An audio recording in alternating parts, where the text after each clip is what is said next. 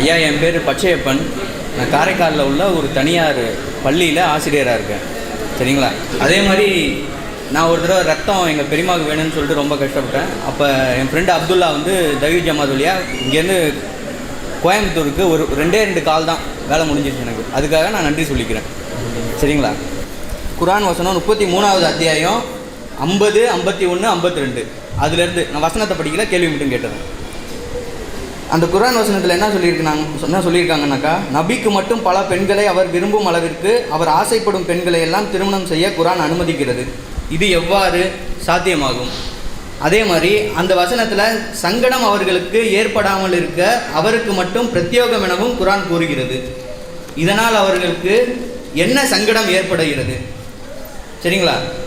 அதே மாதிரி அவர் மதீனாவில் அவரோட தோழர்கள் சிலர் கேட்குறாங்க அவர்கிட்ட, எங்களால் ஒரு கல்யாணம் பண்ணிக்கிறது கூட எங்களுக்கு வசதி இல்லை, அதுக்காக நாங்கள் ஆண்மை நீக்கம் செஞ்சுக்கலாமான்னு கேட்குறாங்க. அதுக்கு அவங்க தடை விதிக்கிறாங்க. அப்படி இருக்கக்குள்ள இவங்களுக்கு மட்டும் நிறையா பெண்களை அவங்க விருப்பப்படும் பெண்களை எல்லாம் கல்யாணம் பண்ணிக்கலாம் அப்படின்னு சொல்லிட்டு குர்ஆனில் இருந்து சொல்கிறாங்க. ஆனால் அவங்களுக்கு ஒரு கல்யாணம் கூட அவங்களால பண்ணிக்க முடியல. ஏன் அந்த மாதிரி நிலைமை? அதான் சார் என்னோட கேள்வி. சகோதரர் நல்ல குர்ஆன்லேருந்து ஒரு கேள்வி கேட்குறாங்க. அவங்க சொன்ன அந்த வசனம் இருக்கிறது குர்ஆனில் என்ன வருதுன்னா, நபிகள் நாயகத்தை பற்றி சொல்லிட்டு வரும் பொழுது அவர்களுக்கு பிரத்யேகமாக ஒரு திருமணத்தை இறைவனே ஒரு பெண்ணை மணமுடித்து வைத்து விட்டு இறைவன் சார்பில் இந்த பெண்ணை திருமணம் செஞ்சுக்குங்க அப்படின்னு கட்டளையிடப்பட்டு அந்த வரலாறு பேசிக்கொண்டே வர்ற வழியில தான் இது உங்களுக்கு மட்டும்தான் பிரத்யேக அனுமதி, மற்றவங்களுக்கு இந்த அனுமதி கிடையாது அப்படின்னு குர்ஆனில் அந்த வசனம் இருக்கிறது. நபிகள் நாயகத்துக்கு மட்டும் இப்படி பல பெண்களை திருமணம் செய்வதற்கு அனுமதி வழங்கப்பட்டதனுடைய பின்னணி என்னன்னு கேட்குறாங்க. மேலோட்டமாக இதை பார்க்கும்போது நபிகள் நாயகத்தை வந்து ஏதோ ஒரு காம சிந்தனை அதிகம் படைத்த ஒருவரை போன்று வெளி தோற்றத்தில் தெரியுது. ஆனால் உண்மையில் அது கிடையாது. நபிகள் நாயகத்துக்கு இப்படி ஒரு பிரத்யேக அனுமதி வழங்கி நிறைய பெண்களை மணமுடித்துக் கொள்வதற்கு அனுமதி வழங்கப்பட்டதனுடைய பின்னணி வந்து காம உணர்ச்சி. அதனுடைய பின்னணி முதல்ல கிடையவே கிடையாது. ஏன் இதை முதல்ல நான் சொல்கிறேன்னா, இந்த வசனத்தை மையமாக வைத்து பெரும்பாலும் பேசக்கூடிய விமர்சனங்களை இப்படி தான் வைக்கிறாங்க. எவ்வளோ மோசமாக இருந்திருக்கிறாரு பாருங்க, இத்தனை பெண்களை கல்யாணம் முடிச்சிருக்கிறாரு, அப்போ அவர் இந்த சல்லாபத்துக்காக வேண்டிய தான் இந்த வேலைகளில் ஈடுபட்டிருக்கிறாரு என்று சொல்லி வாதத்தை எடுத்து வைக்கிறாங்க. ஆனால் நபிகள் நாயகத்தினுடைய திருமண வரலாறு நீங்கள் படித்து பார்த்தீங்கன்னா அதுக்கு காமம் பிரத்யேகமான காரணம் கிடையாதுங்கிறத ரொம்ப தெளிவாக புரிஞ்சுக்கலாம். ஏன்னு கேட்டால், நபிகள் நாயகம் அவர்கள் ஒரு மனிதன் இயல்பில் அந்த பாலியல் தேவைக்காக வேண்டி திருமணம் முடிக்கிறதா இருந்தா, அதுவும் அதிகமான பெண்களை மனம் முடிக்கிறதா இருந்தா எந்த பருவத்தில் மனம் முடிப்பார்? ஒரு 25 வயசு, ஒரு 30 வயசு, ஒரு 35 வயசு, 40 வயசு, இந்த பருவம் தான் அந்த பாலியல் தேவைகள் அதிகம் இருக்கிற பருவம். அப்படியே திருமணம் முடிச்சாலும் அந்த திருமணத்தில் தனது தேவையை பூர்த்தி செய்வதற்குரிய உடல் பலம் இருக்கிற பருவம் அந்த பருவம் தான். அந்த பருவத்தில் நபிகள் நாயகம் செய்த திருமணம் எவ்வளவுன்னு கேட்டீங்கன்னா, அவருடைய 25வது வயதில் திருமணம் முடித்தார். 25வது வயசுல இருந்து கிட்டத்தட்ட 10-13 ஆண்டுகளுக்கு நெருக்கமாக வேற திருமணத்தின் பக்கம் அவர் நாட்டம் கொள்ளவே இல்லை. 35-40 வயசு வரைக்கும் நபிகள் நாயகத்துடைய வரலாறு எடுத்தா 50 வயசு வரைக்கும் 25ல் முடிச்சாரா, 40 வயதில் தான் தன்னை இறை தூதர் என்று சொல்லுகிறார். 40 வயசு வரைக்கும் அதே ஒரே பெண்மணி தான், ஹதீஜா என்ற அந்த மனைவியோடு தான் வாழுகிறார்கள். 40 தாண்டி 50ஐ தொடுகிறார்கள். 50 வயசுலையும் ஒரே பெண்ணு தான், ஒன்றுக்கு மேற்பட்ட பெண் பக்கம் போகவே இல்லை. அவர்களுடைய 50வது வயசுடைய நெருக்கத்தில் முதல் மனைவி இறந்து விடுகிறார்கள். அப்பதான் 2வது திருமணத்திற்கான பேச்சுவார்த்தையை நடத்தி 53வது வயதிற்கு பிறகு 2வது திருமணத்தை செய்கிறார்கள். அப்ப 2வது திருமணம் செய்யக்கூடிய காலமே ஓரளவுக்கு மனுஷன் அந்த முதுமையை தொட்டு பார்க்கக்கூடிய காலத்துல தான் 2வது திருமணத்தின்பால் போயிருக்கிறாங்க. நெசமா காமமா இருந்தா அதுக்கு முந்தைய காலகட்டத்திலே அவர் தேர்வு செய்திருப்பார் என்பது முதல். அதற்கு பிறகு இன்னொரு செய்தி என்னன்னு கேட்டா, சரி காமத்திற்காக வேண்டி 50க்கு பிறகு முடிக்க கூடாதா அப்படின்னு கூட ஒரு கேள்வியை முன் வைக்கலாம். அப்படி வச்சா அதுக்காக வேண்டி தேர்ந்தெடுக்கக்கூடிய பெண்கள் எப்படி இருப்பாங்க? என்னுடைய பாலியல் தேவைக்காக வேண்டி நான் திருமணம் செஞ்சால் அந்த தேவையை பூர்த்தி செய்து கொள்ளக்கூடிய பருவத்தில் இருக்கிற பெண்களை தான் தேர்வு செய்வேன். அவர் தேர்வு செஞ்ச பட்டியலெல்லாம் எடுத்து பாருங்க. 10 மனைவியர்கள் நபிகள் நாயகம் கல்யாணம் முடிச்சிருக்கிறாங்க. ஒரே ஒரு பெண்ணை தவிர மற்ற எல்லா பெண்களுமே வயது முதிர்ந்த பெண்கள். வயது முதிர்ந்தவர்கள் என்பதை விட விதவை பெண்கள். முதல் திருமணத்தை எடுத்துங்க, ஹதீஜான்னு சொல்றோமே, நபிகள் நாயகத்தை ஹதீஜா அவர்கள் திருமணம் செய்யும் பொழுது ஏற்கனவே 2 பெண்கள் 2 ஆண்களை திருமணம் செய்து விவாகரத்தாகி 3வதாகத்தான் நபிகள் நாயகத்தை கட்டுறாங்க. அப்ப முதல் கல்யாணமே பாலியல் தேவைன்னு சொல்ல முடியாத வயசு அடிபட்டு போகிறது. ரெண்டாவது நபிகள் நாயகம் 25 வயசுல கல்யாணம் முடிக்கும் போது அவங்களுடைய முதல் மனைவியினுடைய வயசு 40 வயசு. 40 வயது பெண்ணை தான் முதல் மனைவியாக தேர்வு செய்கிறார்கள். அப்போ நபி அடுத்தடுத்து நடக்கிற எல்லா கல்யாணத்தையும், 2வது திருமணம் செய்த ஆயிஷா என்ற ஒரே ஒரு பெண்ணை தவிர மற்ற எல்லாருமே 55 வயசு, 58 வயசு, 59 வயசு, 60 வயசு, 63 வயசு, எல்லாருமே ஏஜ்டு பீப்புள் தான். அதை பாலியல் தேவைக்கு இவங்க ஒத்து வர மாட்டாங்கன்னு சொல்லுவோமே, அப்படிப்பட்ட பருவத்தில் இருக்கிறவர்களை தான் அதிகமாக நபிகள் நாயகம் மணம் முடித்தார்கள். ஒரே ஒரு பெண் மட்டும்தான் கன்னி பெண்ணாக விதவை ஆகாமல் சிறு வயதிலே இருந்த ஒரு பெண்ணை நபிகள் நாயகம் மணம் முடித்திருக்கிறார்கள். அதை வச்சு பார்க்கும் பொழுதும் பாலியல் தேவைக்காக வேண்டி நடந்ததாக அவங்களுடைய திருமணத்தை கொச்சைப்படுத்தவே முடியாது. அப்போ பாலியலுக்கு பண்ணலன்னா வேற எதுக்கு தான் பண்ணினாங்க? அந்த காரணத்தை விளக்கணும்ல. அது எதற்கு பண்ணினார்கள் என்றால், மற்றவர்களை விட நபிகள் நாயகத்துக்கு வித்தியாசமான சில விஷயங்கள் இருக்கிறது.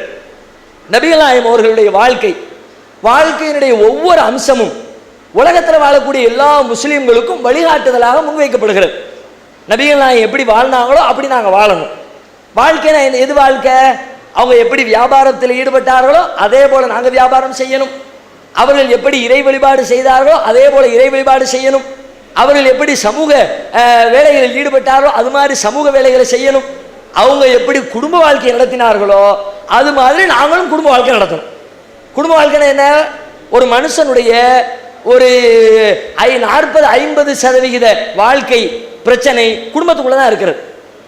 திருமணம், குடும்ப உடல் உறவு, குழந்தையை பெற்றெடுப்பது, சாப்பிடுவது, தூங்குவது, மனைவி மக்களோடு உரிய நட்பை வெளிப்படுத்துவது, கிட்டத்தட்ட 50% வாழ்க்கையின் பகுதி குடும்பத்துக்குள்ள தான் இருக்கிறது.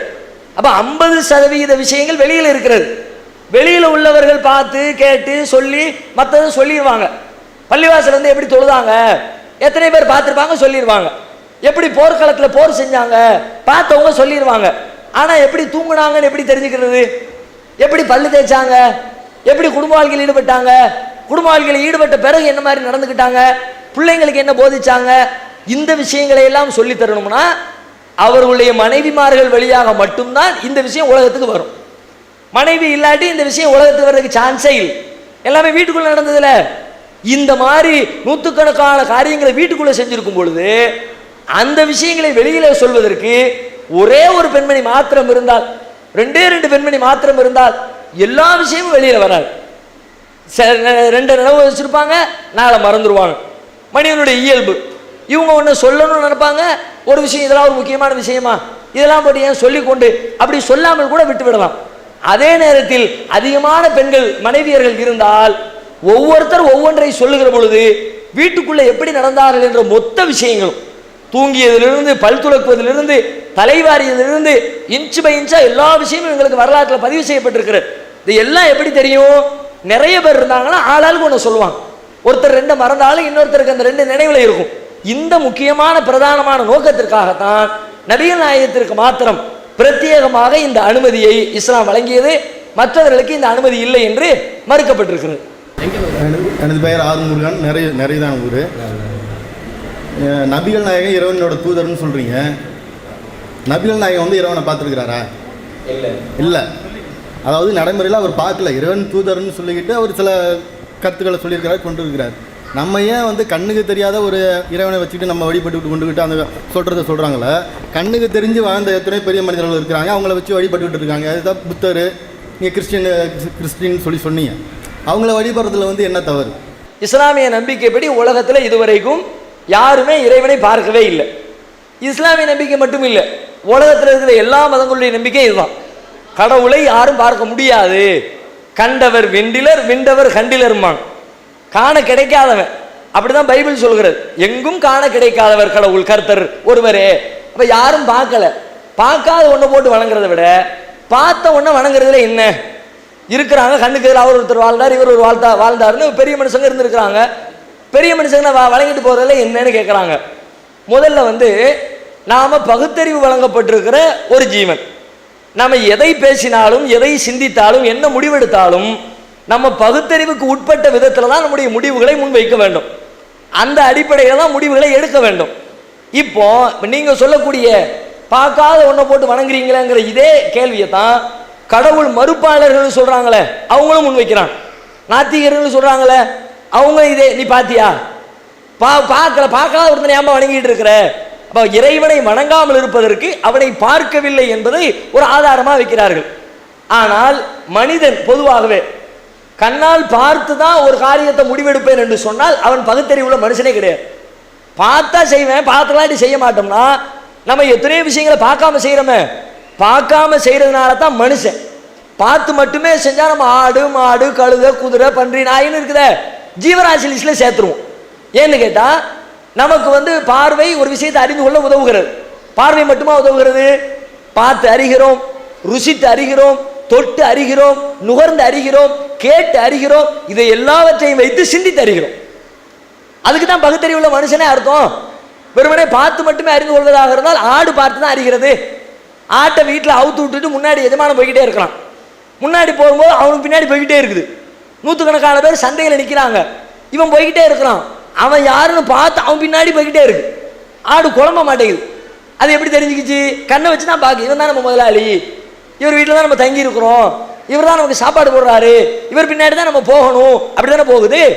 சிந்திச்சு மூளையை பயன்படுத்தி பகுத்தறிவு பூர்வமாக போகுதானே கிடையாது. தூரத்தில் ஒரு புகை தெரிகிறது, நீங்களும் பார்க்குறீங்க, ஒரு ஆட்டுக்குட்டியும் பார்க்குது. ரெண்டு பேருக்கும் என்ன தெரியும்? ஆட்டுக்குட்டிக்கு தூரத்தில் இருக்கிற புகை மட்டும் தெரியும், கருப்பா என்னமோ தெரியுது, அவ்வளோதான் ஆட்டுக்குட்டிக்கு தெரியும். ஆனால் மனுஷனாகிய நமக்கு என்ன தெரியும்? தூரத்தில் புகை தெரியுதுன்னா அப்போ பின்னாடி ஏதோ நெருப்பு இருக்குது, அதுவும் சேர்ந்து தெரியும். நெருப்பை நீங்கள் பார்த்தீங்களா? நெருப்பை பார்க்கல, அப்போ எப்படி நெருப்பு இருக்கு? நீங்கள் பார்க்கலையே, பார்க்காத நம்பலாமா? பார்க்காது நம்பினா தான் அறிவாளி. வெறுமனா புகை இருக்கு, புகையை மட்டும் நம்புவேன், நெருப்பு நம்ப மாட்டோம்னா நம்ம எந்த அளவுக்கு நம்புவோம்னா, புகையை நம்புறதோட புகைக்கு பின்னாடி நெருப்பு இருக்கு நம்புறதோட அந்த நெருப்புடைய அளவு வரைக்கும் நம்புவோம். யாரோ தீப்பெட்டியை பொருத்திட்டாங்க போல இருக்கு, அதான் இவ்வளோ பெரிய புகை அப்படியே நினைப்போம். அந்த புகையை பார்த்த உடனே ஏதோ 10-100 குடிசை எரியுது, ஏதோ பெரிய ஃபேக்டரி வீடு தீப்பிடிச்சி எரி, அப்படிலாம் விளங்குறோம்ல.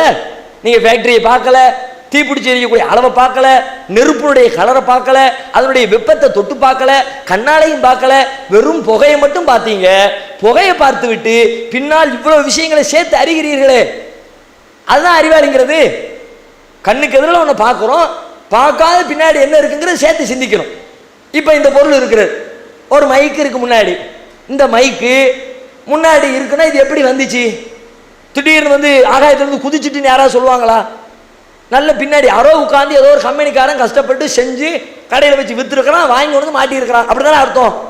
இது இருக்கிறது என்பதற்காக வேண்டி இதுக்கு பின்னாடி செஞ்ச வேலைகள்லாம் இல்லைன்னு மறுப்போமா? ஆனால் நீங்கள் பார்த்தீங்களா, பின்னாடி செஞ்சது பார்த்தீங்களா?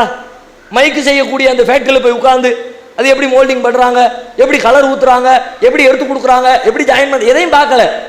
ஆனால் நீங்கள் நம்புறீங்களா இல்லையா? கொடுத்துருக்குறாங்க, வேலை செஞ்சுருக்கிறாங்க, ஃபேக்டரி வச்சிருக்கிறாங்க, இது எல்லாத்தையும் முடிச்சு தான் இந்த இடத்தில் இந்த மைக்கு வந்திருக்கு நம்புறமே.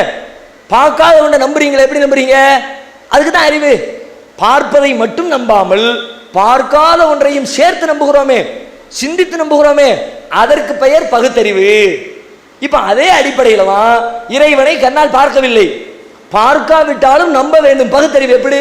இறைவன் படைத்த படைப்புகளை பாருங்கள், இறைவனுடைய இந்த பூமியை பாருங்கள், இது ஓடக்கூடிய ஓட்டத்தை பாருங்க, சூரியனை பாருங்க, சந்திரனை பாருங்க, இயற்கையில் முளைத்து இருக்கக்கூடிய மரம் செடி கொடிகளை பாருங்கள்.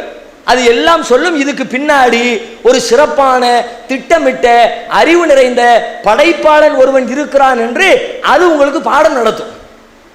இல்லாம வரவே வராது. சாதாரண மைக்கு பின்னாடி ஒருத்தன் தயார் பண்ணாம வரலன்னா இவ்வளவு பெரிய அண்ட சராசரங்களும் தயார் பண்ணாம வந்துட்டு எப்படி நம்புறீங்க?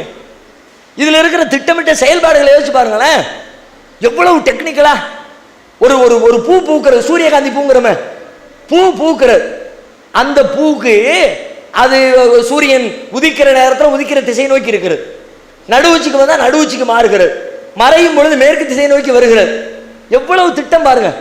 ஒன்றுக்குள்ளேயும் சின்ன சின்ன விஷயத்துக்குள்ளேயும் நிறைய திட்டமிடுதல்கள் உள்ளே இருக்கிறது. நீங்கள் கன்னியாகுமரிக்கு போனவங்களுக்கு தெரிஞ்சிருக்கும். தமிழ்நாட்டில் தென்னிந்தியாங்கிறமே, இந்தியாவுடைய தென்கோடி கன்னியாகுமரி. கன்னியாகுமரியில் 3 கடல்கள் சங்கமிக்கிறது. அங்கே காந்தி மண்டபம் ஒன்று இருக்கிறது. காந்தி மண்டபத்தில் அக்டோபர் 2ஆம் தேதி மண்டபத்திற்குள்ள வைக்கப்பட்டிருக்கிற காந்தியுடைய அஸ்தி இருக்கு பார்த்தீங்களா, அந்த அஸ்தியில சூரிய வெளிச்சம் படும். அக்டோபர் 1ஆம் தேதி போய் பாருங்க, வெளிச்சம் பட்டிருக்காது. அக்டோபர் 3ஆம் தேதி போய் பாருங்க, வெளிச்சம் படாது. கரெக்டா அக்டோபர் 2ல் படுதே. காந்தி பெரிய மகான், அதனால சூரியன் சிரவணக்கம் செய்தா? அப்படி கிடையாது. அந்த பில்டிங்கை கெட்டணும் பார்க்குறான். இன்ஜினியர் உட்காந்து யோசிக்கிறான், சூரிய கிரகம் எப்படி சுத்துது, ஒவ்வொரு நாளும் எந்த பாயிண்ட்ல இருந்து வருது. நம்ம கிழக்கு மேற்குன்றுவோம், கிழக்க உதிக்குது மேற்க மறையுதுன்றுவோம். ஆனால் நெசத்தில் கிழக்க நூற்றுக்கணக்கான கிழக்கு இருக்குது. ஒவ்வொரு நாளும் ஒவ்வொரு புள்ளியில இருந்து உதிக்கும், ஒவ்வொரு நாளும் ஒவ்வொரு புள்ளியில போய் மறையும். இப்போ அதை கணக்கெடுக்கிறார். அக்டோபர் 2ஆம் தேதி காந்தி ஜெயந்தி அன்னைக்கு எந்த புள்ளியிலிருந்து சூரியன் உதித்து வருகிறது, அப்போ அது எங்கிட்ட கிராஸ் பண்ணுது, அதுக்கு நேராக ஒரு ஓட்டையை கிராஸாக போட்டு விடு, கரெக்டாக அங்கிருந்து ஒரு வெளிச்சம் அஸ்தியில் வந்து படட்டும்னு போட்டு வச்சானே. இதில் இன்ஜினியருடைய திறமையும் இருக்கிறது. இன்ஜினியர் திறமை மட்டும் காரணம் இல்லை, சுழற்சி முறையாக சுற்றி கொண்டிருக்கிற சூரியனுடைய சுழற்சியும் ஒரு காரணம். சூரியன் கண்ணா பின்னமா ஓடிச்சுன்னா இன்னைக்கு ஒரு நாள், நாளைக்கு ஒரு இடம், நாளை கழிச்சு ஒரு இடம் ஓடிச்சுன்னா கணக்கு பண்ண முடியுமா? என்னைக்கு எந்த லெவலில் வந்து நிற்கும்னு தெரியாதப்பா, முழிப்பன் தானே. அப்போ திட்டமிட்ட அடிப்படையில் சுத்துது, இந்த நேரத்தில் உதிக்கணும், இந்த நேரத்தில் மறையணும், எல்லாம் ஒரு திட்டமிடுதலோடு இயங்குகிறது. இதை சிந்திக்கும் பொழுது இதுக்கு பின்னாடி ஒரு சிறந்த படைப்பாளன் இருக்கிறான் என்று உங்களால் புரிந்து கொள்ள முடியலையா? கண்டிப்பா அறிவுபூர்வமாக சிந்திச்சு பார்த்தால் உலகத்தில் இருக்கிற எதுவும் தானா வரல, பின்னாடி ஏதோ ஒன்று உருவாக்கப்பட்டிருக்கிறது, யாரோ உட்காந்து வேலை செய்யறாங்க. இல்லாட்டி ஒண்ணுக்கு ஒன்று முட்டி மோதி என்னைக்கு இல்லாமல் போயிருக்குமே. ஒரு திட்டமிடுதல் உட்கார்ந்து கண்ட்ரோல் பண்ணக்கூடிய ஒரு ஆள் இல்லாட்டி ஒரு நாள் இந்த பக்கம் போகும் சூரியனு, மறுநாள் அந்த பக்கம் போகும், பூமியோட வந்து முட்டும், சந்திரனோட முட்டும், வியாழனோட முட்டும், உலகமே இல்லாம போயிருமே. அப்படி நடக்கலையே. என்ன காரணம்? எவனோ ஒருத்த உட்கார்ந்து மேப் போட்டு பிளான் போட்டு கொடுத்து அதை இயக்கி கொண்டிருக்கிறான் என்பதை இந்த திட்டமிட்ட செயல்பாடு நமக்கு சொல்லி தருகிறது. அதனால தான் சொல்றோம், இது இறைவனை பார்க்கல, ஆனா இறைவன் இருக்கிறான், உண்மை இல்லாம இது நடக்க சான்ஸே கிடையாது. சின்ன சின்ன அற்பமான பொருட்களே படைப்பாளன் இல்லாமல் உருவெடுக்க முடியாது என்றால், பெண்ணம்பெரிய கோடிக்கணக்கான பிரம்மாண்டமான இந்த செல்களும் இயக்கங்களும் பூமியும் வானமும் சந்திர மண்டலங்களும் அது மட்டும் எப்படி இயற்கையாக தானாக ஒன்றுமில்லாமல் வெறுமனே உருவாகி இருக்க முடியும் அப்படிங்கிற கேள்விக்கு அதுல பதில் கிடைக்கும். அதனால பார்க்கல என்பதற்காக வேண்டி வணங்க மாட்டேன்னு சொல்லக்கூடாது. பார்க்காவிட்டாலும் சிந்தித்து பார்த்து உணர்ந்து யோசித்து அப்படித்தான் வணங்கணும். அது ஒரு பதில். இது இறைவனை வணங்குறதுக்குரிய காரணம். அதே நேரத்தில் இன்னொன்று சொன்னாங்க, பார்க்கலன்றதுக்காக வேண்டி பார்க்குற ஒருத்தரை வணங்குவோமே அப்படின்னாங்க. இது வந்து ஏற்றுக்கவே முடியாத ஒரு வாதம். ஏன்னு கேட்டால், ஒருத்தட்ட கடன் வாங்கினீங்க, கடனை கொண்டு திரும்ப கொடுக்க போறீங்க, கடன் கொடுத்தவர் வீட்டில் இல்லை, அவரோட சம்மந்தப்பட்ட அவர் கையில் போய் கிடைக்கிறக்கூடிய அந்த ஆட்கள் யாரும் இல்லை. உடனே பக்கத்து வீட்டுக்காரனை பார்த்து இந்தாப்பா வச்சுக்கன்னு கொடுத்துட்டு வருவீங்களா? இந்த பொருள் இவனுக்குரியது என்றால் அவனிடத்துல கொண்டு போய் சேர்ப்போம், அவன் இல்லாட்டி கையில் கொண்டு வந்துருவீல.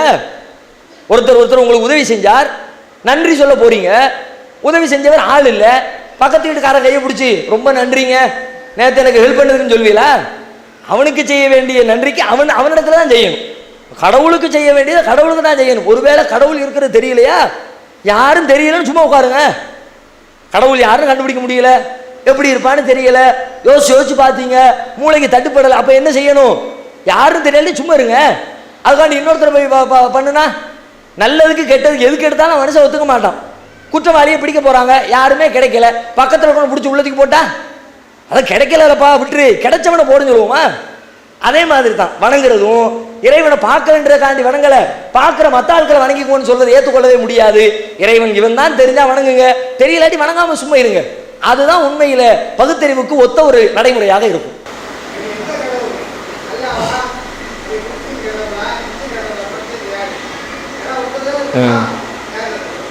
ஐயா இடையில கேட்டிருக்கிறாங்க, இருந்தாலும் சம்பந்தப்பட்ட கொஸ்டின்றதுனால அதுக்கு பதில் சொல்லிடுவோம். என்ன கேட்குறாங்கன்னா, கடவுள்னு சொல்லிட்டீங்க, கடவுளை வணங்குன்ட்டிய, எந்த கடவுளை வணங்குறது? இப்போ உங்கள் கூட்டத்துக்கு வந்தால் நீங்கள் அல்லாங்கிறிய, அங்கே போய் உட்காந்து அல்லையாங்கிறாங்க, ஏசு கிறிஸ்து தான்றாங்க. அந்த பக்கம் திரும்பினா விநாயக பெருமாளே முருகப்பெருமாளேன்றாங்க. எந்த கடவுளை சொல்கிறீங்க அப்படின்னு கேட்குறாங்க. ஒரு நியாயமான சிந்தனைக்கு உட்படுத்தப்பட வேண்டிய ஒரு கேள்வி தான். ஏன்னா முதல்ல சொன்ன கேள்வி அடுத்து தானே வருது. தெரிஞ்சால் வணங்க, தெரியாடி சும்மா இரு, தெரிஞ்சானே யாருன்னு தெரிஞ்சுக்கிறது, யார் அந்த உண்மையானவர்னு அந்த கேள்வி வர்றது இயல்பு, மறுக்க முடியாது. இது நம்முடைய அறிவை பயன்படுத்தி சிந்தித்து தான் இதற்கு முடிவு கண்டாக வேண்டும். ஏன்னா நிறைய பேர் இருக்கிறாங்க, ஒவ்வொருத்தரும் நான் உள்ளதான், நான் சொல்றதா உண்மை, நான் சொல்றதா உண்மை, நான் சொல்றதா உண்மைங்கிறாங்க. எல்லாம் உண்மையா இருக்குமானா இருக்க முடியாது. இதுல ஏதோ ஒண்ணுதான் உண்மை, அதுல மாற்று கருத்தே கிடையாது. 4 பேர் இருக்கிறாங்கன்னா 4ம் 4 விதமான முரண்பட்ட கருத்துக்களை சொல்லும் பொழுது, முரண்பட்டு இருந்தாலே பொய்ன்னு அர்த்தம். ஒரு ஒரு போலீஸ்காரனை சந்தேகப்பட்டு எப்படி பிடிப்பாங்கங்கிறீங்க? சந்தேக கேஸில் பிடிச்சோங்கிறார கேள்வி கேட்பாங்க, எங்கடா போயிட்டு வர்ற? ஆனால் தேட்டருக்கு படம் பார்த்துட்டு வர்றேனே, தேட்டருக்கு படம் பார்த்துட்டு வர்றேனேன்னு தெக்கிறது கையை காட்டுவான்.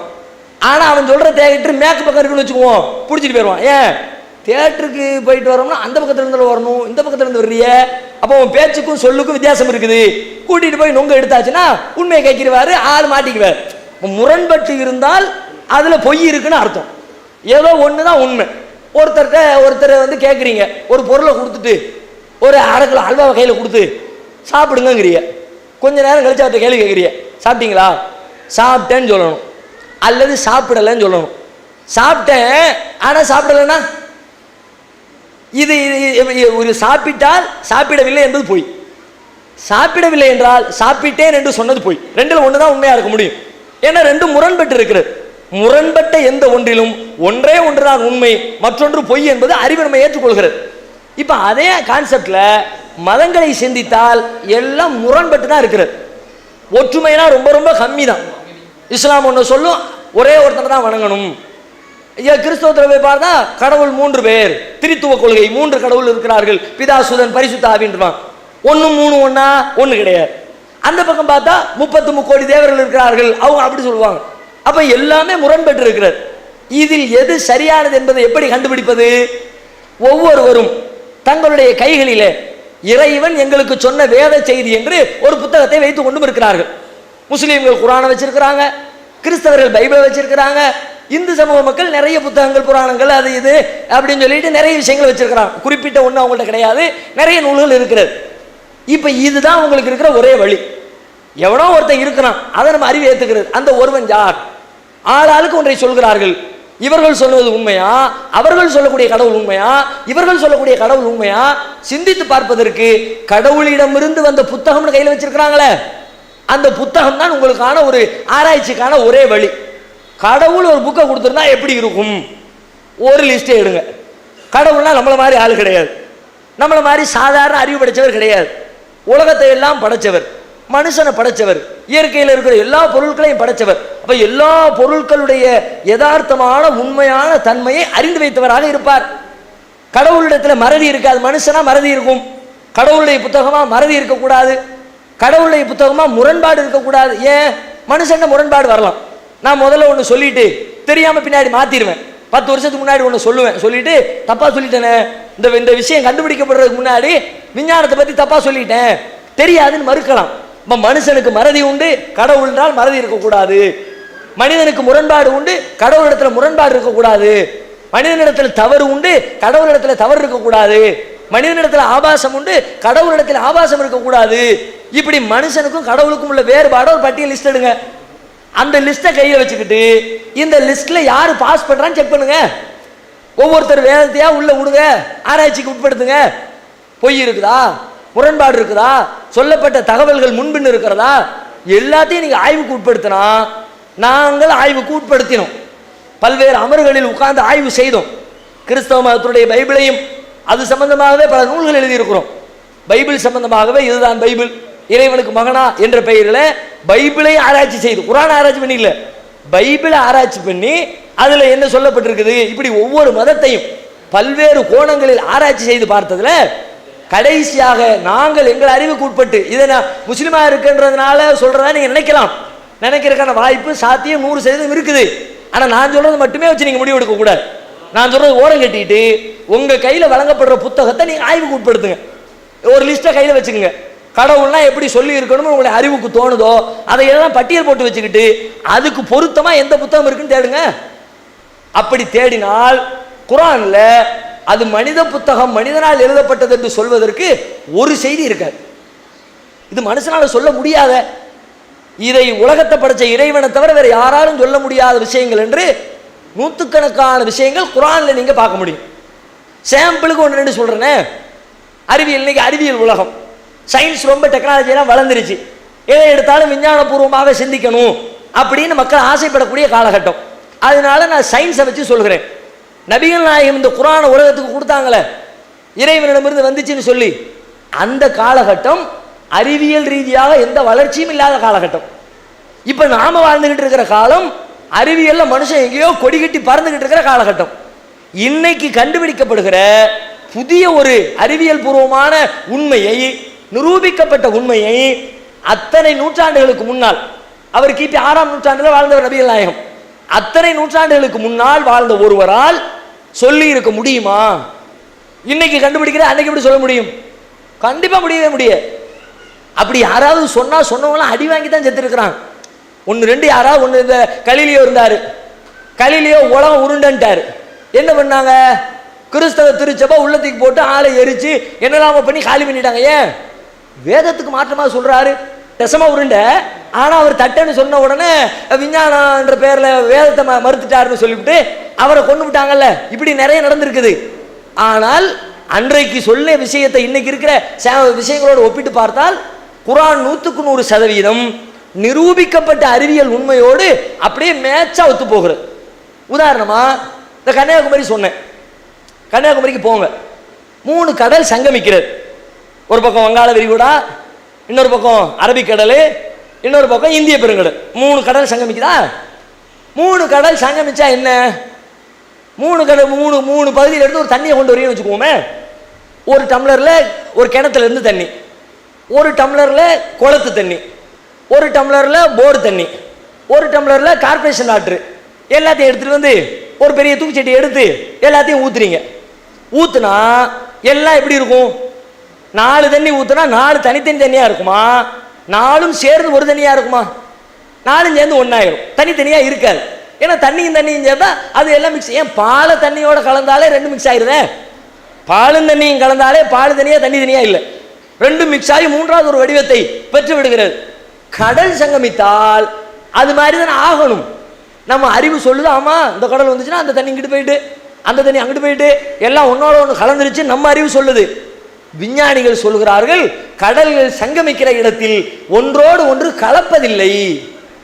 அங்கிருந்து வருதுல வந்து இப்படி நின்னுக்குது, இங்கிருந்து வருதுல இதுவும் நின்னுக்குது. இப்படி ஒட்டிக்கிட்டு நிக்கே தவிர இங்க உள்ள தண்ணி அங்க போய் அங்க உள்ள தண்ணி இங்க வந்து 2ம் மிக்ஸ் ஆகி 3வது ஒரு தன்மையை கடல் நீர் பெறுவதில்லை.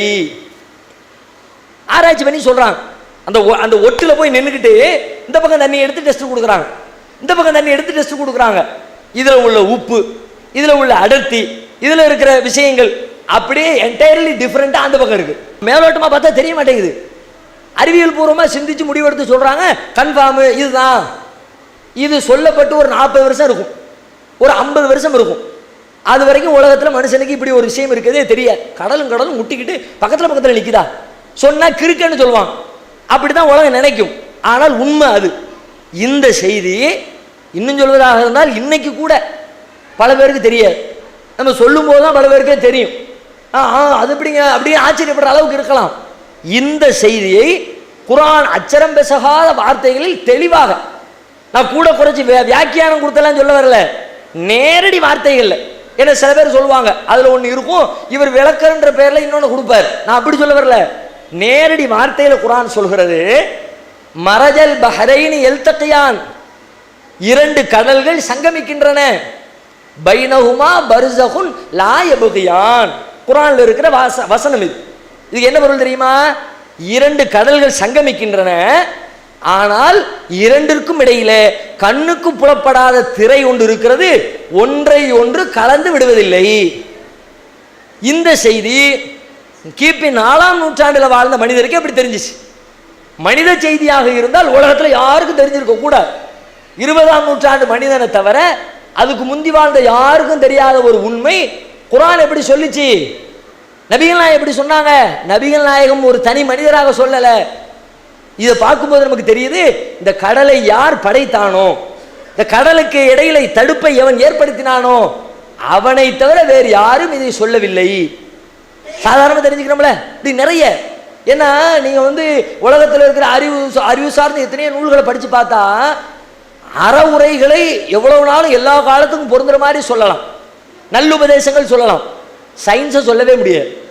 சயின்ஸ் எல்லாம் அந்தந்த காலத்தில் கண்டுபிடிச்சு சொன்னா தான் உண்டே தவிர எல்லா காலத்துக்கும் பொருந்துற மாதிரி சயின்ஸ் கிடையவே கிடையாது.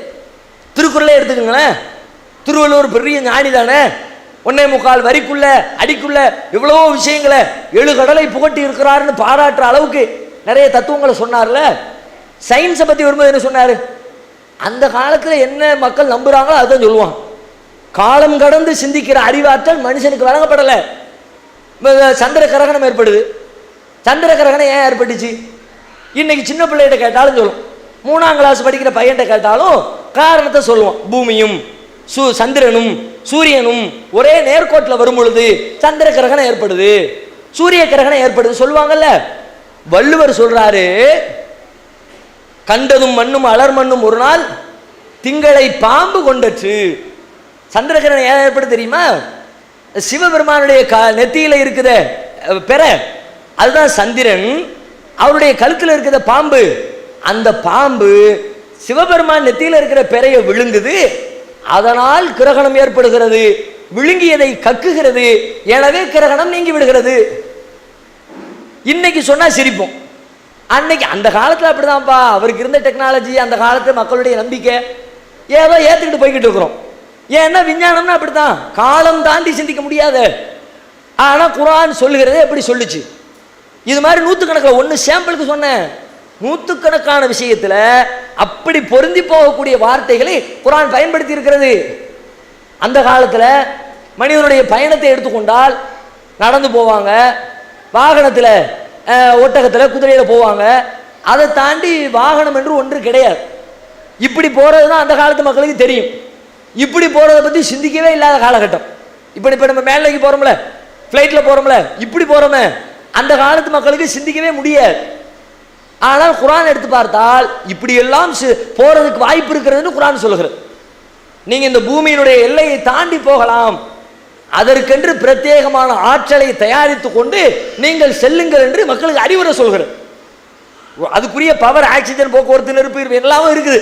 எல்லாத்தையும் ரெடி பண்ணி கொண்டால் நீங்கள் இங்கிருந்து எல்லையை கடந்து வெளியேறி செல்ல முடியும் அப்படின்னு குர்ஆன் சொல்லுத. இப்படிப்பட்ட ஒரு வாகனத்தை பற்றி அன்றைக்கு எப்படி சிந்திக்க முடிந்தது? மனிதன் பூமியினுடைய எல்லையை தாண்ட முடியும் என்று மனிதர்களால் கற்பனை செய்ய முடியாத காலகட்டத்தில் உள்ள விஷயத்தை குர்ஆன் பேசுகிறது என்றால், இதை மாதிரி நாங்கள் யோசிச்சு பார்க்கும் பொழுது இது மனுஷ வார்த்தை இல்லை, கடவுள் வார்த்தையாக தான் இருக்க முடியும். மனுஷன் எம்பாம் பெரிய மனுஷனாக இருந்தாலும் சொல்ல முடியாது. அதை விட சிறப்பாக சொல்றதா இருந்தா அதுல ஒரு முரண்பாடு கிடையாது. 23 ஆண்டு காலமாக சிறுக சிறுக உலகத்துக்கு வந்ததுதான் குர்ஆன். அப்படிப்பட்ட 23 வருஷம் ஒரு மனுஷன் பேசின பேச்சு அல்லது அவன் எழுதின எழுத்து, அதை எல்லாத்தையும் எடுத்து தொகுத்து பார்த்தீங்கன்னா ஆரம்பத்தில் சொன்ன பல விஷயங்களை மாற்றி இருப்பார்கள். முதல்ல சரின்னு சொன்னது பின்னாடி தப்புன்னு இருப்பாங்க, அல்லது தவறு என்று சொன்னதை சரி என்று மாற்றி இருப்பார்கள். மனுஷனுக்கு இயற்கையில் நடக்கும். ஆனால் குர்ஆன் சவால் விடுகிறது, இதில் ஒரே ஒரு முரண்பாடு இருக்கிறதா? முதல்ல ஒன்று சொல்லிட்டு பின்னாடி சரியில்லைன்னு மாத்திர மாடி ஒன்று காட்டுங்க. அப்போ இந்த மாதிரி உள்ள விஷயங்கள் அறிவியல் பூர்வமான அறிவியலுக்காக வேண்டி, இந்த காலத்துக்காக வேண்டி நான் அறிவியலை சொன்னேன். இது மாதிரி நிறைய விஷயங்கள் இருக்கிறது. இது மனுஷனால சொல்ல முடியாது, கடவுளை தவிர இதை யாரும் பேச முடியாது என்று சொல்லக்கூடிய பல செய்திகளை குர்ஆன் சொல்றதை சிந்திச்சு பார்க்கும் பொழுது, அப்ப இது கடவுள் வார்த்தை, உலகத்தை படைச்ச இறைவனுடைய வார்த்தை, தனி மனிதனுடைய வார்த்தை இல்லை, ஒரு பெரிய அறிவாளிகள் சேர்ந்து எழுதின புத்தகம் கிடையாது என்று முடிவுக்கு நாங்கள் வருகிறோம். நீங்கள் ஆராய்ச்சி பண்ணி பாருங்க. அந்த முடிவுக்கு நீங்கள் வந்தால் அந்த இறைவனை வணங்குங்கள். இல்ல பைபிள் சொல்லக்கூடியதான் எனக்கு சரியா தெரியுது, அதுல உள்ள இயேசு கிறிஸ்து கர்த்தர் போதனைகள்லாம் எனக்கு அறிவுக்கு பொருத்தமா இருக்கிறது அப்படின்னு தோணுச்சுன்னா அதை வணங்குங்க. எந்த வேத புத்தகம் இறை புத்தகமாக இருப்பதற்கு தகுதி இருக்கிறதோ அதை சிந்தித்து பார்த்து அது சொல்லக்கூடிய இறைவனை ஏற்றுக்கொள்ளுங்கள் என்பதுதான். அது அல்லாவா அல்லது முருகரா அது இயேசு கிறிஸ்துவா விநாயக பெருமாளா புத்தரா சீக்கியரா யாரா இருந்தாலும் அது அந்த ஆய்வை பொறுத்த முடிவு. நாங்கள் ஆராய்ச்சி செய்த அடிப்படையில் அது அல்லாஹ் என்று குர்ஆன் சொல்லக்கூடிய அந்த இறைவனைத்தான் அது குறிக்கும் என்று நாங்கள் முடிவெடுத்து நம்புகிறோம், ஏற்றுக்கொண்டு செயல்படுகிறோம். வணக்கம். என்னுடைய பேர் மருத்துவர் உமா மகேஸ்வரி, காரைக்கால். இந்த நிகழ்ச்சியில் பங்கு பெறுறதுக்கு மகிழ்ச்சி. மாற்று சிந்தனை உள்ளவர்களையும் அழைச்சி அவர்களுடைய சந்தேகங்களை தீர்க்கிறதுக்காக நீங்கள் ஏற்பாடு பண்ண நிகழ்ச்சிக்கு என்னுடைய வாழ்த்து. நான் என்னுடைய வாழ்க்கையை எப்படி பார்க்குறேன்னு சொன்னால், நம்முடைய வாழ்க்கையே ஒரு நன்மை பயக்கக்கூடியதாக இருக்கணும், உலகத்துக்கு எந்த தீங்கும் வரக்கூடாது. இன்னும் தனிப்பட்ட முறையில் நான் அப்படி தான் நினைக்கிறேன். அதுதான் உண்மையான இறை வணக்கம்னு நான் நினைக்கிறேன். அந்த வகையில் எனக்கு மனசு ஒரு உறுத்தலான ஒரு விஷயம் என்னன்னு கேட்டிங்கன்னா, எல்லா நாடுகள்லேயும் போய் எல்லோரும் வேலை செஞ்சிட்ருக்குறாங்க. அரபு நாடுகளில் மற்ற மதத்துக்கெல்லாம் போய் சேர்த்து அங்கே வேலை செஞ்சிட்ருக்காங்க. இறைவனை எப்படி எதை இறைவனை ஏற்றுக்கிறது அது அவர்களோட அறிவுக்கும் அவருடைய சிந்தனைக்கும் உட்பட்டது. எந்த மார்க்கத்தை பின்பற்றுறதுங்கிறது அது அவர்களுடைய சூழ்நிலை நிறைய விஷயங்கள் அடங்கியிருக்கு. அந்த வகையில் எனக்கு ஒரு கேள்வி இருக்குது. என்னன்னு கேட்டிங்கன்னா, வந்து மற்ற மதத்துக்காரவங்க அரபு நாடுகளில் வேலை செய்யும்போது அவர்கள் நம்பிக்கைக்கு உள்ள கடவுளை வணங்குறதுக்கு அவர்களுக்கு உரிமை இல்லை. அவர்கள் ஒரு சின்ன படத்தை கூட அவர்கள் பெட்டிகளோடு வச்சுக்க முடியாது அப்படின்னு நான் கேள்விப்பட்டேன். அதாவது வந்து முழுவதும் அரபு நாடுகளில், முழுவதும் இஸ்லாம் மார்க்கத்தை பின்பற்றும் நாடுகளில் வேறு வேலைகளுக்காக உழைப்புக்காக போயிருக்கிற மக்கள் அவர்களுடைய நம்பிக்கையின்படி அவர்களுடைய இறைவனை வணங்குறதுக்கு, அவர்களுடைய மார்க்கத்தில் வணங்குறதுக்கு உரிமைகள் இருக்கா இல்லையா? அதான். தேங்க்யூ. அம்மா ஒரு நல்ல கேள்வி கேட்குறாங்க, ஒரு நடைமுறை சார்ந்த கேள்வியை. அதாவது முஸ்லீம்கள் மட்டுமே பெருவாரியாக வாழக்கூடிய நாட்டில் முஸ்லீம் அல்லாதவர்கள் தங்களுடைய வழிபாடுகளை செய்து கொள்வதற்கு அனுமதி வழங்கப்படுகிறதா அப்படின்னு கேட்குறாங்க. நான் முதல்ல இஸ்லாம் இதுக்கு என்ன சொல்கிறதுங்கிறத சொல்லிட்டு இஸ்லாமிய நாடுகளுடைய நிலையை நான் ரெண்டாவதாக சொல்கிறேன். இஸ்லாமிய நம்பிக்கைப்படி ஒரு நாட்டுக்குள்ளே முஸ்லீம்களுடைய ஆட்சியின் கீழே முஸ்லீம் அல்லாதவர்கள் தங்களுடைய வழிபாட்டு தலங்களை உருவாக்கி கொள்ளலாமான்னு கேட்டால் தாராளமாக உருவாக்கி கொள்ளலாம். அவங்க சுதந்திரமாக வழிபாடு செய்யலாம். ஏன்னா நபிகள் நாயகம் அவங்க தான் எங்களுக்கு எல்லாத்துக்குமே முன்மாதிரி. அவர்களுடைய காலத்தில் அவர்களுடைய வாழ்ந்த சமூகம் எப்படி இருந்துச்சுன்னா, அதிகமான யூதர்கள் வாழ்ந்து கொண்டிருந்தார்கள். யூத சமூகத்தை சார்ந்தவர்கள் மதீனாவிலே வாழ்ந்து கொண்டிருந்தார்கள். ஆட்சி இஸ்லாமிய ஆட்சி, நபிகள் நாயகம் தான் ஆட்சி தலைவராக இருந்து வழிநடத்தி கொண்டிருந்தார்கள். அவர்களுடைய எந்த வழிபாட்டுக்கும் நபிகள் நாயகம் குறுக்கிடவே இல்லை. அவங்களுக்கு எல்லா விதமான சிறுபான்மையினருக்கு வழங்கப்பட வேண்டிய மத உரிமை, வழிபாட்டு உரிமை, பேச்சு உரிமை, எல்லா உரிமைகளையும் முழுமையாக வழங்கியிருந்தார்கள். இன்னும் தெளிவாக சொல்வதாக இருந்தால், ஒரு பல கட்டங்களில் அவர்களுக்கு சிறப்பு மரியாதை கூட வழங்கப்பட்டதாகவெல்லாம் கூட கிடைக்கிறது. சாதாரணமாக வந்து நபிகள் நாயகம் ரொம்ப ஏழ்மையில் இருந்தாங்க, தெரியும். ஆரம்பத்தில் நான் சொன்னேன் உங்களுக்கு.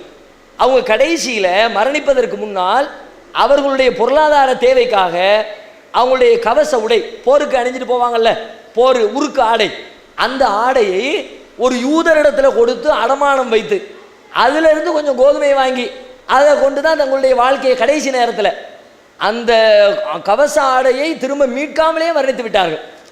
அந்த அளவுக்கு அவங்களுக்கு ஒரு ஜனாதிபதி, இஸ்லாமிய ஆட்சியினுடைய ஜனாதிபதிக்கு மாற்று சமூகத்தை சார்ந்த சிறுபான்மையினராக இருக்கிற வேறு மதத்தை பின்பற்றக்கூடிய ஒருவர் கடன் கொடுக்கிற அளவிற்கு அவர்களுடைய உரிமை இருந்துச்சு. ஒரு தடவை நபிகள் நாயகம் உட்கார்ந்துருக்கிறாங்க, அவருடைய நண்பர்கள் உட்கார்ந்துருக்கிறாங்க. ஒரு பிரேதம் ஒன்று கொண்டு செல்லப்படுகிறது. நபிகள் நாயகம் உடனே எழுந்து இருக்கிறார்கள். உடனே பக்கத்தில் இருக்கிற தோழர் சொல்கிறாரு, நீங்கள் வந்து இது வந்து ஒரு யூதருடைய பிரேதம், இதுக்கு போட்டு எந்திரிச்சு நிற்கிறீங்க, ஒரு முஸ்லீம்னா தெரியுங்களா, அவர் முஸ்லீமா அப்படிங்கிறாங்க. அப்போ நபிகள் நாயகம் பதில் சொல்கிறாங்க, அதுவும் ஒரு மனிதனின் உயிர் இருந்த உடல் தானே, பிரேதத்திற்கு மரியாதை கொடுங்க, ஆள் உயிரோடு இருக்கும்போது எந்திரிச்சுன்னு மரியாதை கொடுக்காதுன்னு சொன்னார் நபிகள் நாயகம். செத்துப்போனவர் வரும்பொழுது அந்த அந்த அந்த பயத்தை, மரணத்தினுடைய சிந்தனையை உள்ளத்தில் ஏந்தி கொள்வதற்காக வேண்டி ஒரு எழுந்து நிற்க வேண்டும் என்று சொல்கிறாங்க. அது முஸ்லீம் அல்லாதவராக இருந்தாலும் கூட அதுக்கும் உரிய மரியாதையை நான் கொடுப்பேன், அவங்களுடைய உரிமைகளையோ அவங்களுக்கு வழங்க வேண்டிய மரியாதைகளிலேயோ நான் குறைவு செய்து விட மாட்டேன். இப்படிப்பட்ட கொள்கை தான் நபிகள் நாயகம் காட்டினாங்க. எனவே இஸ்லாமிய நம்பிக்கைப்படி இஸ்லாம் ஆட்சி செய்யக்கூடிய ஒரு நாட்டில், இஸ்லாமியர்கள் ஆளக்கூடிய ஒரு தேசத்தில் முஸ்லீம் அல்லாதவர்கள் தங்களுடைய வழிபாடுகளை செய்து கொள்வதற்கு எந்த தடையும் எந்த நிர்பந்தமும் கிடையாது. இது இஸ்லாத்தினுடைய நிலைப்பாடு. ரெண்டாவது என்னென்னா, இப்போ இன்னைக்கு அந்த உரிமையை முஸ்லீம் நாடுகள் வழங்குகின்றனவா அப்படின்னு கேட்குறாங்க. இன்றைக்கு பெரும்பாலும் நான் அறிந்த வகையில் அதுக்கான உரிமைகள் வழங்கப்படலை. 75% வழங்கப்படலை, 25% இருக்கிறது. 25% சில இடங்களில் மாற்றார்களுக்கு இடம் ஒதுக்கி அதுக்குரிய வேலைகளை செய்கிறாங்க. மலேசியாலாம் போனீங்கன்னா அது இஸ்லாமிய மக்கள் பெருவாரியாக வசிக்கக்கூடிய ஒரு தேசம் தான். ஆட்சியாளர்கள் எல்லாம் பெரும்பாலும் முஸ்லீம்கள் தான். ஆனால் அங்கே இருக்கக்கூடிய முருகன் கோயில் தான் உலகத்திலே ரொம்ப ஃபேமஸான முருகன் கோயிலாக கருதப்படுகிறது. இப்படி சில இடங்கள் இருக்கிறது. பெரும்பாலும் அதுக்குரிய வாய்ப்பு இல்லை. இந்த வாய்ப்பு இல்லை என்று சொன்ன உடனே அது வந்து மத ரீதியாக அவங்கள ஒடுக்குறாங்க நீங்கள் நினைக்க முடியாது. ஏன்னு கேட்டால், அந்த நாட்டினுடைய சொந்த பிரஜைகளாக இருந்தால் சொந்த பிரஜைகளுக்கு உரிய உரிமையை அவர்கள் வழங்கி விடுகிறார்கள். சொந்த பிரஜை யூதனாக இருந்தால் யூத மதத்தை பின்பற்றிக் கொள்ளலாம். சொந்த பிரஜை கிறிஸ்தவனாக இருந்தால் கிறிஸ்தவத்துக்குரிய ஏற்பாடுகளை செய்து கொள்ளலாம். சொந்த பிரஜை அவர்களுடைய கொள்கைக்கு எதிராக இருந்தாலும் அந்த கொள்கையை அவர்கள் ஏற்றுக்கொள்வார்கள். வெளிநாட்டிலிருந்து போகிறவங்க, வேலைக்கு போகிறவங்க, அவங்களுக்கு தான் இந்த உரிமையை அவங்க மறுக்கிறாங்க. அது இந்துக்களுக்கோ கிறிஸ்தவர்களுக்கோ மட்டும் இல்லை, முஸ்லீம்களுக்கும் அதான் நிலைமை. பள்ளிவாசல் எடுத்துக்கங்களேன், பள்ளிவாசலை நாங்கள் பள்ளிவாசலை தானே வணங்குறோம்.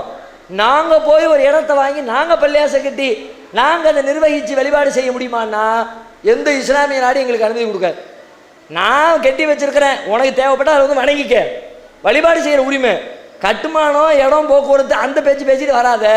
இப்போ முஸ்லீமாக இருந்தாலும் இதுதான். அப்போ அவங்க கான்செப்ட் என்னன்னு கேட்டால், அது மத ரீதியாக பிரித்து பார்க்கல, நிலம், இடம், அதற்குரிய உரிமை அப்படி தான் பார்க்குறாங்க.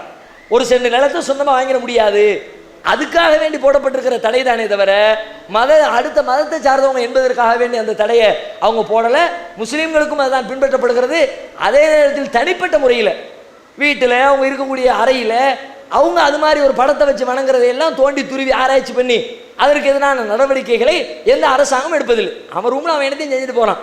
வெளியில் சமூகத்துக்கு வரும்போது, ரோட்டில் வந்து நிற்கும் போது, பொதுவான இடங்களில் வந்து இருக்கும் பொழுது அப்போ இந்த காரியங்களுக்கு தடை விதிக்கப்படுகிறதே தவிர தனிப்பட்ட இண்டிவிஜுவலாக அவர்கள் செய்து கொள்ளக்கூடிய காரியத்திற்கு அவர்கள் அரசாங்க ரீதியாகவும் இந்த தடையும் விதிக்கலை. எனவே இஸ்லாம் அதில் சகிப்புத்தன்மையோடு பெருந்தன்மையோடு தான் நடந்து கொள்கிறது. நிலம், நாடு, அதிகாரம் என்ற கோணத்தில் தான் அதில் தடை விதிக்கப்படுகிறது. அது கூட அந்த வெளிநாட்டில் இருந்த மக்கள் ஒரு கூடுதல் தகவலுக்கு வேண்டிய ஒரு தகவலை தந்திருக்கிறாங்க. என்னென்னா, அரபு நாடுகளில் கூட கோவில்கள், சர்ச்சுகள்லாம் இருக்குது. அவங்க இருந்த பகுதியில் இருந்திருக்கலாம். குவைத்தில் 3 பெரிய சர்ச் இருக்கிறது. ஏரியா, மாலியா, முர்காபு அப்படிங்கிற இடத்துல சர்ச்சுகள் இருக்கிறது. அது மாதிரி சால்மியா, அசாவியாங்கிற இடத்துல குவைத்தில் கோவில் கட்டப்பட்டிருக்கிறது என்று சொல்லிட்டு அந்த பகுதியில் வாழ்ந்தவங்க, எனக்கு தெரியல, அவங்க ஒரு தகவல் தர்றாங்க.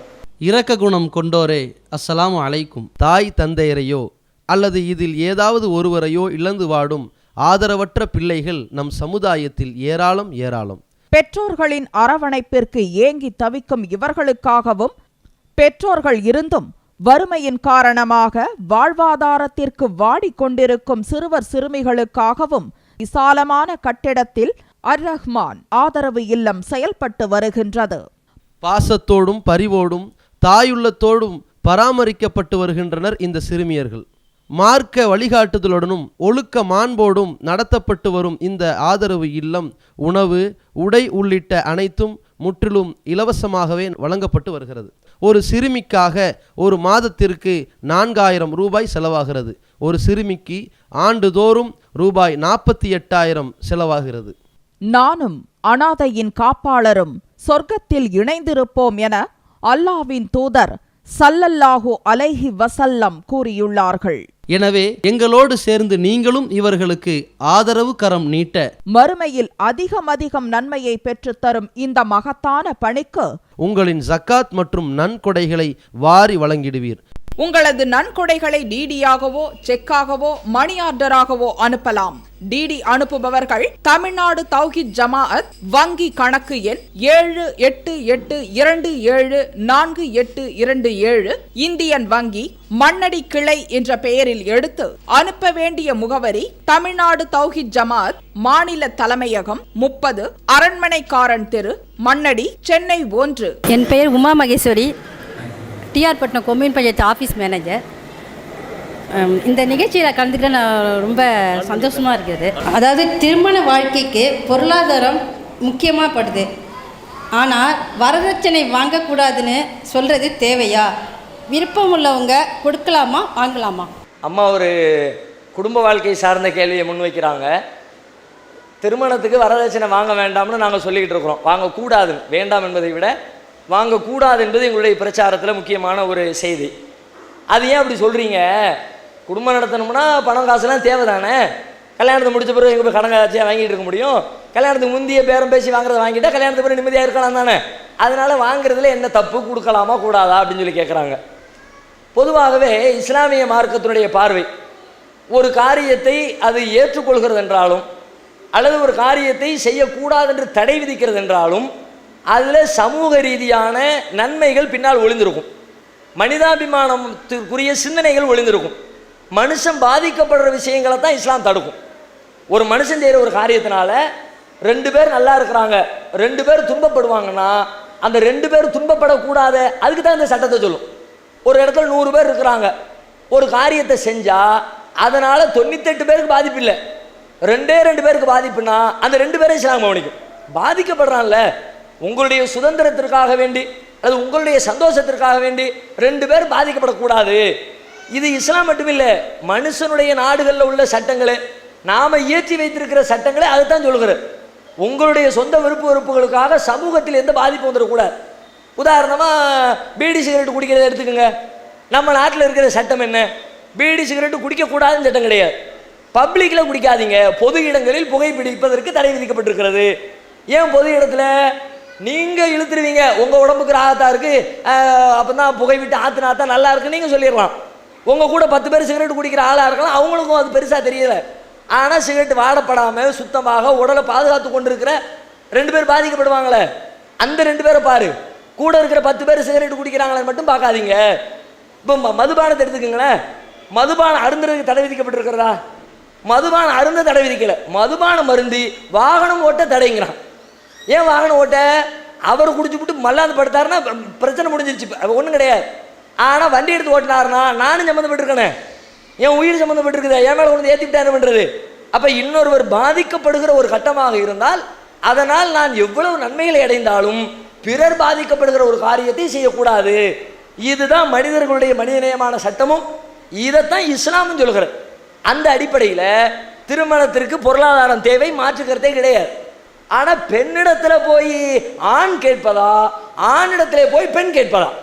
இதுதான் முக்கியமான கேள்வி. சில பேர் இங்கே கேட்குறாங்க, சில பேர் அங்கே கேட்குறாங்க. நாங்கள் எங்கே கேட்போம்? எங்களிடத்தில் பெண்களை கேட்க சொல்லுவோம். எங்களுடைய சட்டப்படி, குர்ஆனுடைய போதனைப்படி பெண்கள் ஆண்களிடத்தில் கேளுங்க, உங்களுக்கு எவ்வளோ வேணும் கேளுங்க. பெரும்பாலான மக்கள் என்ன பண்ணுறாங்க? பெண்களிடத்தில் போய் நீங்கள் எங்களுக்கு எவ்வளோ தருவீங்கன்னு அப்படி கேட்குறாங்க. இங்கே 2ல் யாரிடம் கேட்பது நன்மை, யாரிடத்தில் கேட்பதனால் சமூகத்திற்கு தீமை? யோசித்து பார்த்தால் பெண்களிடத்திலே கேட்டதனால்தான் சமுதாயத்தில் அதிகமான தீமைகள் ஏற்பட்டிருக்கிறது. நிறைய தீமைகள் நீங்களே கண்கூடா உணரலாம்.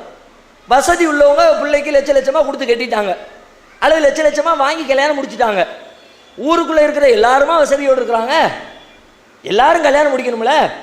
உலகத்தில் ஆம்பளை பொம்பளைன்னு இருக்கிற பணக்காரன்லேருந்து ஏழைகள் வரைக்கும் எல்லாரும் சம்மந்தப்பட்டிருக்கிற ஒரே பிரச்சனை கல்யாணம் தாங்க. கல்யாணத்தோடு சம்மந்தப்படாத ஆளே கிடையாது. ஆம்பளை இல்லாமல் இருக்கலாம், கல்யாணத்தோடு சம்மந்தப்படாத ஆம்பளை, கல்யாணத்தோடு சம்மந்தப்படாத பொம்பளை இருக்கலாம். ஆம்பளை பொம்பளைன்னு இருந்தால் கல்யாணம் இல்லாமல் இருக்க இயலாது. வாழ்க்கையினுடைய அத்தியாவசிய தேவைகளில் ஒன்று. இப்போ அதில் பணக்காரர்களும் இருக்கிறார்கள், ஏழைகளும் இருக்கிறார்கள். நீங்கள் இருக்கிறவங்க வாங்கிட்டீங்க, கொடுத்துட்டீங்க. இல்லாதவர்கிட்ட வந்து கேட்குறான், கல்யாணம் முடிச்சு கொடுக்க முடியல. பார்க்குறோம்ல, எத்தனை ஏழை குடும்பத்தில் 30 வயசு ஆகிடுச்சுங்க, கல்யாணம் முடியல, இன்னைக்கு வரைக்கும் திருமணம் ஆகலை. என்ன காரணம் நினைக்கிறீங்க? வர்றவன் எல்லாம் 5 லட்சம் கொடு, 10 லட்சம் கொடு, 20 லட்சம் கொடு. அதுலேயும் உங்கள் சமூகத்தை எல்லாம் விட எங்கள் சமுதாயம் நாத்தம் எடுக்கு. நாங்கள்லாம் லெவல் எவ்வளோ தெரியுமா? நீங்களாம் லட்சத்தில் நிற்கிறீங்க, நாங்கள் கோடியை தாண்டி போய்கிட்டு இருக்கோம். 5 கோடி, 10 கோடி, 1.5 கிலோ தங்கம், 2 கிலோ தங்கம், மிகைப்படுத்தலை, அதிகப்படியாக சொல்லலை. இன்றைக்கும் தமிழகத்தில் பல்வேறு ஊர்களில் கிலோ கணக்கில் எடை போட்டு வரதட்சணை தங்கம் கேட்குறாங்க. ஏழை என்ன பண்ணுவான்?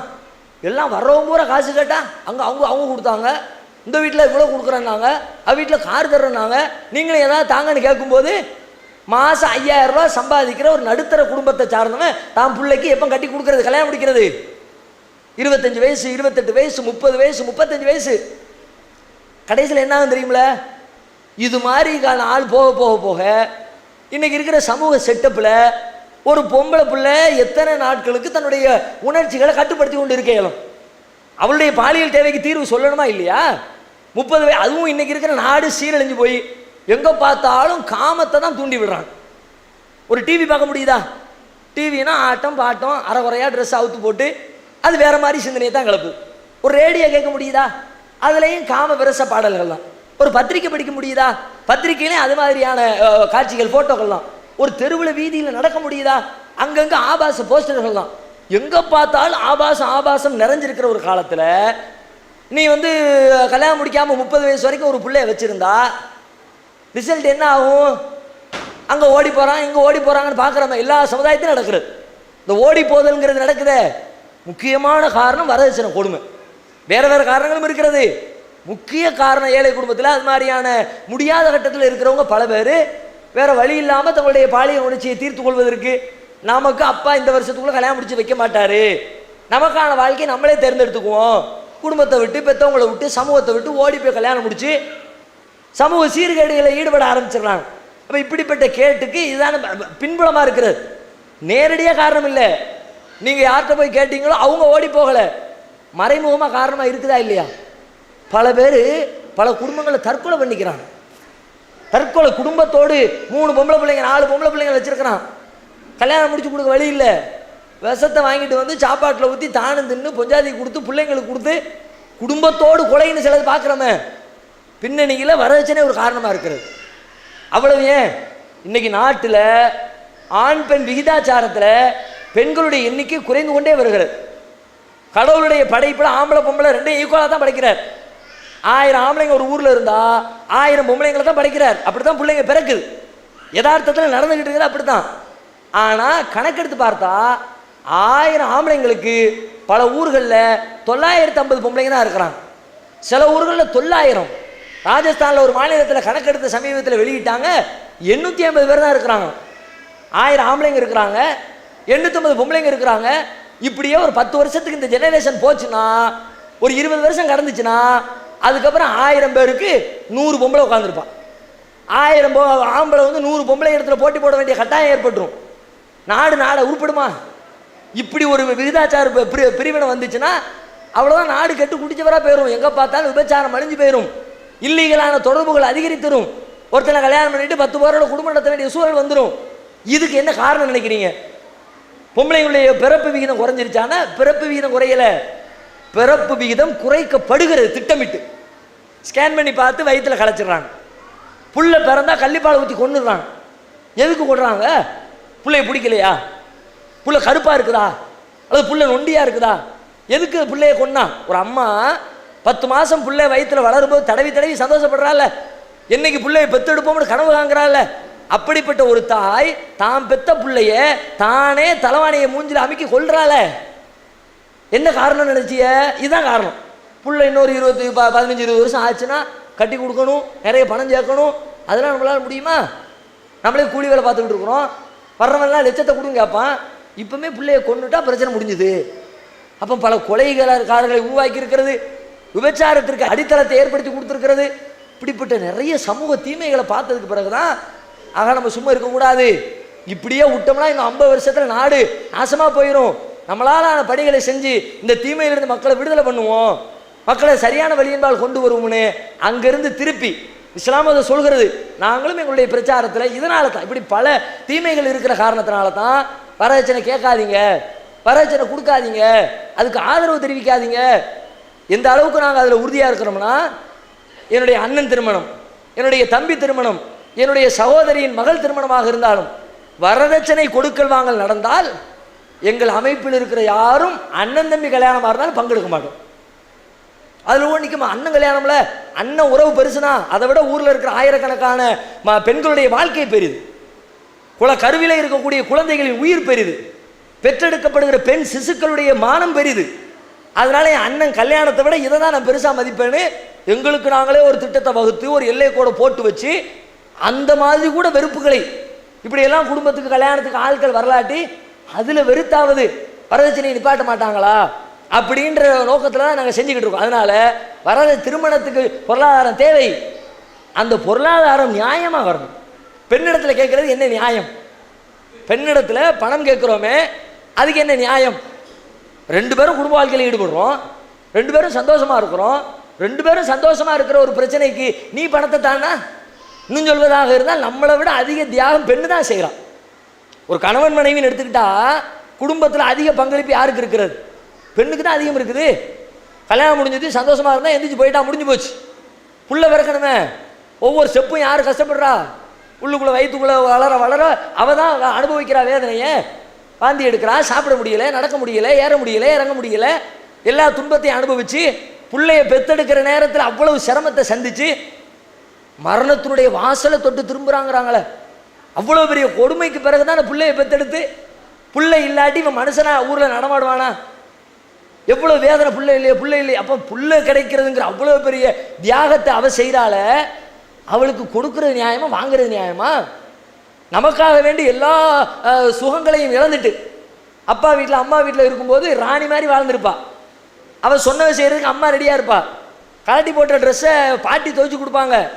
இங்கே வந்ததுக்கு பிறகு அவள் ட்ரெஸ்ஸையும் அவள் தான் துவைக்கணும், புருஷங்கார ட்ரெஸ்ஸையும் அவள் தான் துவைக்கணும், தேவைப்பட்டா மச்சான ட்ரெஸ்ஸையும் அவள் தான் துவைக்கணும், மாமனார் மாமியாரை கவனிக்கணும். வீட்டை தூத்து பெருக்கி அள்ளணும், சாப்பாடை பார்க்க ஒரு நேரம் தூங்க முடியுமா நிம்மதியா? பல வீடுகளில் படுத்து கிடந்தா ஒரே என்ன தூக்கம், மாமியார் குத்தல் தாங்க முடியாது. அப்போ தான் தலைவலிக்குன்னு படுத்திருப்பா அரை மணி நேரம், ஆனால் உடனே குத்தல் பேச்சு ஆரம்பிச்சிடும். அப்போ இவ்வளவு தானே நம்ம திருமணம் செய்து கொண்டதற்காக வேண்டி நம்முடைய குடும்பத்தாரை எல்லாம் இந்த ஆண்களை சார்ந்திருக்கிற அத்தனை பேரையும் அனுசரிக்கிற ஒரு பெண்ணுக்கு இழப்புகளை சந்திக்கிறவளுக்கு கொடுப்பது நியாயமா, வாங்குவது நியாயம்? வாங்குறது கண்டிப்பாக நியாயம் கிடையாது. தியாகிக்கு தான் கொடுக்கணுமே தவிர தியாகியிடமிருந்து பெறக்கூடாது. அதனால தான் இஸ்லாம் வந்து நீங்கள் பெண்களுக்கு கொடுங்க, பெண்களிடமிருந்து வாங்காதீங்க அப்படின்ற கட்டளையை சொல்லுது. நாங்களும் அதை வலியுறுத்தி கொண்டிருக்கிறோம்.